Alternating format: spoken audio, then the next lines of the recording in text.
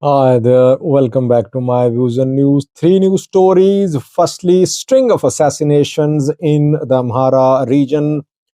One assassination happened last night, and before that, assassinations in two towns around 2 days ago. Details for you in this video. Obviously, assassinations by Fano fighters and pro Fano elements.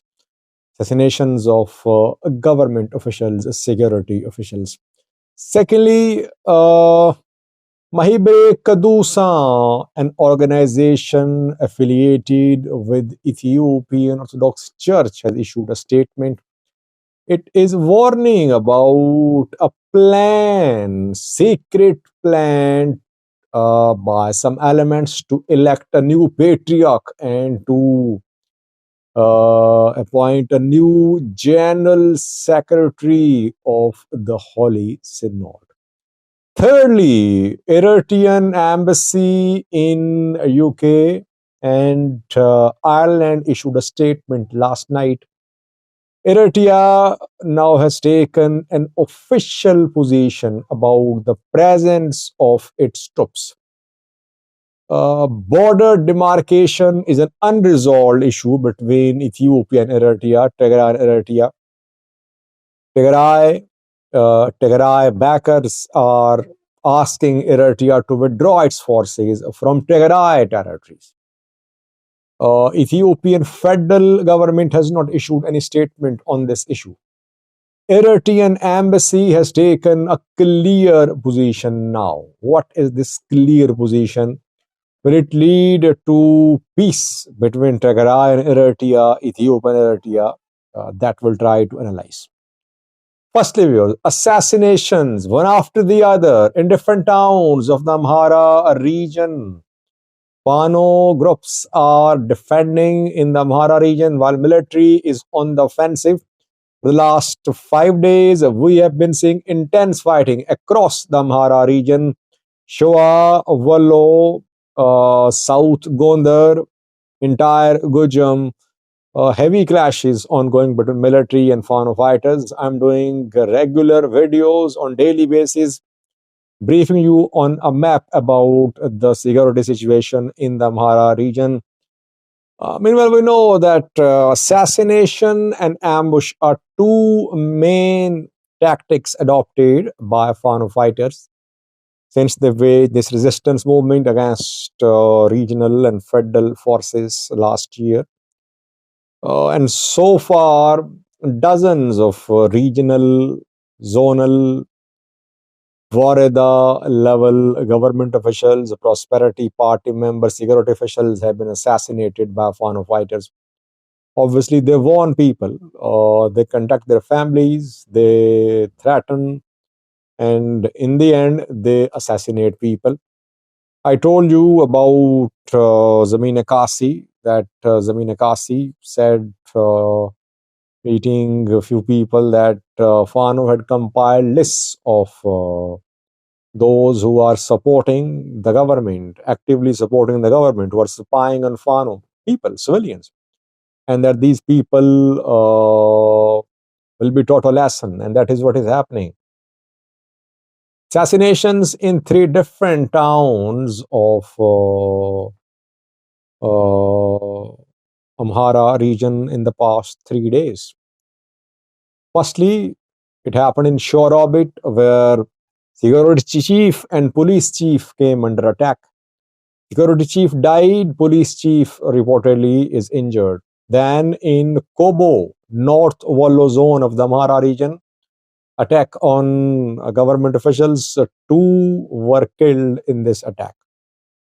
Now another attack, again in North Wallo zone, this time in Woldia city, where last night a municipal manager of Woldia city was shot dead. Ali Mayehu is his name. City youths affiliated with Fano are being accused of this killing that led to confrontation between city youths and security forces last night. Roads inside Woldia remained blocked as well last night. while main road from Woldia to Shoa is already blocked.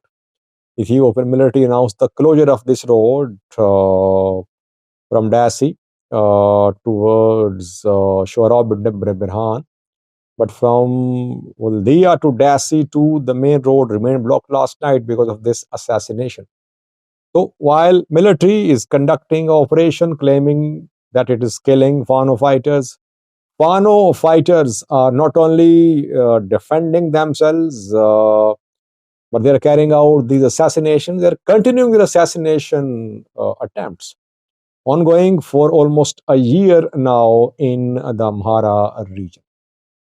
Secondly, viewers, Mahibre Kadusa, an Orthodox organization affiliated with Ethiopian Orthodox Church, has issued a statement, a 4-page statement. Mahibre Kadusa is warning about the hatching of a conspiracy against the Patriarch and the Secretary General of the Synod, Holy Synod. Patriarch is Abune Matthias from Tigray. General Secretary is Abune Petros. I think he's a US national. A few days ago, he tried to return to Ethiopia, but at Bole airport of Addis Ababa, he was denied entry and he was deported back to the US. Mahibre Kadusa, which is affiliated with the church, says that an illegal attempt is being made to elect a new patriarch and to depose the general secretary of the synod. A new secretary is being elected. Mahibre Kedusa is asking all Orthodox Church followers, clergy, and people to oppose this plan and to support the church. Mahibre Kedusa mentions the incident which happened in Oromia a few days ago where 4 monks were massacred. Church and government accused Ola. Ola is calling for independent investigations, saying it has no hand in this killing. So Mahibre Kedusa is asking the people, Orthodox followers, to stand behind the church. It's a very interesting statement. The statement indicates that definitely there are some elements within the church which want to elect a new Secretary General of the Holy Synod. By the way, if Abune Petros is not allowed to return, what will the church do? Obviously, Secretary General has some responsibilities. Who will fulfill those responsibilities? Election of a new patriarch. It's a very difficult decision. Ideally, government would like a new man, a new patriarch of government's choice, but can a new patriarch be elected? Difficult to say. Already, church is facing so many problems. Tigray has formed its own separate Orthodox structure. Tigray is not merging with the main church. Then the church is facing challenges in Oromia region, and Secretary General is in the US, not being allowed to return to Ethiopia. In these circumstances, can the church afford a new crisis by electing a new patriarch or a new Secretary General? Difficult to say, but Mahibre Kedusa obviously is very close to church. If the statement has been issued, it means there are some elements in church which wants to implement this plan. Lastly, viewers, Eritrean embassy to UK and Ireland has issued a statement in response to some statements from UK ministers who called for withdrawal of Eritrean military from Tigray. Now, Eritrea has taken a firm position, official position about its troops on Eritrea-Tigray border. The statement claims that the war, 2-year-long war in northern Ethiopia, was launched by the TPLF.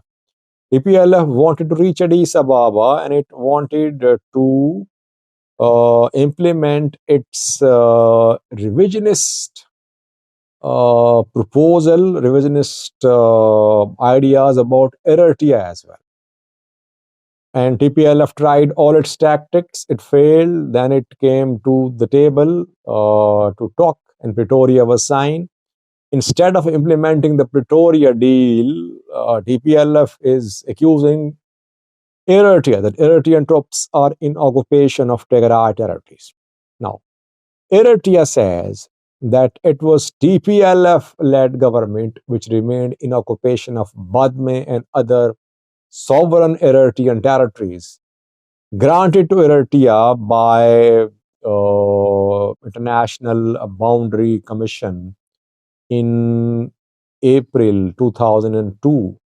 EEBC, the Boundary Commission, granted these territories to Tigray, but to Eritrea, but Tigray illegally remained in occupation, and back then Western powers backed TPLF. Now, when Eritrean military is back in these territories, it is being accused of being in occupation of Tigray's territories. The statement ends with a very interesting sentence. At the end, the statement says that there are no Eritrean troops in Ethiopian sovereign land. Eritrean troops are inside Eritrean sovereign territory.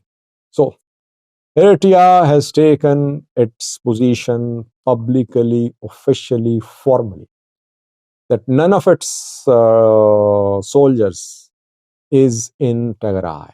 It means Eritrea won't withdraw from the territories where its forces are. Dispute goes on. How will this dispute be resolved? Eritrea has no dispute, no need of talks, because our troops are in our territory. Tigray says that no, you are in occupation of our territories. Federal government is silent. I've been saying for months that one day Tigray and Eritrea, Tigray region and Eritrea, obviously, Ethiopia and Eritrea, they'll have to sit at the table. They'll have to talk. They'll have to settle this issue once and for all. If it does not happen, one day maybe Tigray could be in a position to wage war on Eritrea. And you'll see another conflict in the Horn of Africa, which should not happen. So that is why I think the two sides should meet. That is the way forward. But the signs are that Eritrea won't agree to talk to TPLF or Tigray government. Federal government is watching like a spectator, though it is the responsibility of federal government to tell the people of Ethiopia, people of Tigray, are any Ethiopian sovereign territories occupied by Eritrean military or not? What is federal government's position? Interesting to see what federal government says, but federal government is silent. Thank you for watching.